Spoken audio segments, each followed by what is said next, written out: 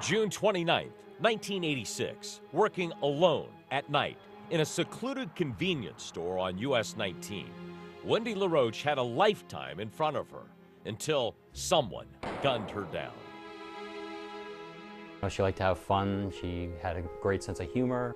Dave LaRoche met Wendy when they were students at Hudson High School, where he is now the principal. They were soon married. Wendy took a job at the Gas and Save.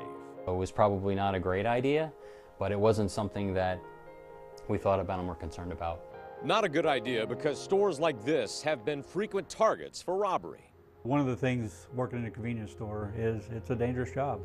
You know, most people look at that as an easy cash. Homicide Detective Todd Koenig is assigned to all of the unsolved murders in Pasco County. The Pasco Sheriff's Office doesn't just quit work in these cases. We want the families to know that. On the night of June 29th, Dave went to the Gas and Save to trade out cars with his wife. I remember she was closing the store. He left her car in the parking lot, her driver's license on the seat, and told Wendy good night.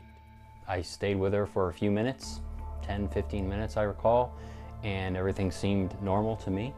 One of the people who came through the store that night was an off-duty Pasco County Sheriff's deputy who came in to pick up transmission fluid for his car. You know, there wasn't a lot of convenience stores in those days like there is now. Matter of fact, this one was on the west side of 19, kind of where Home Depot is now, and it was very secluded. William Lawless spent more than 30 years as a Pasco County Sheriff's deputy. One thing he remembers vividly about that night, walking in and not being able to find anyone. So finally, I did the anybody here? And she popped up from behind the podium, which I thought was odd. You know, so my comments to her were, you're a woman, you're here at night by yourself, you need to be more aware of your surroundings. 10 minutes after Lawless left, another customer came in, pumped gas, then went into the store and found Wendy's lifeless body in a back room, already dead from multiple gunshots. Pasco County deputies found cash still in the register, and detectives determined Wendy was shot at very close range. Some of the injuries that she sustained looked more personal. At the start, Pasco detectives even looked at Dave. We went through the whole gamut. I'm sure initially I was one of the people that they were focused on. There was even talk that another man was pursuing her.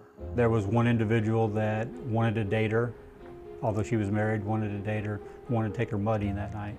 And then there is this strange fact. Over the last 30 years, when Dave LaRoche has been to his wife's grave, he finds things. Sometimes there are flowers, artificial and otherwise, left at the site that I know nobody from my family has ever left there.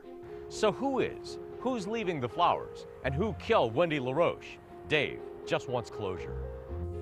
It would mean a lot.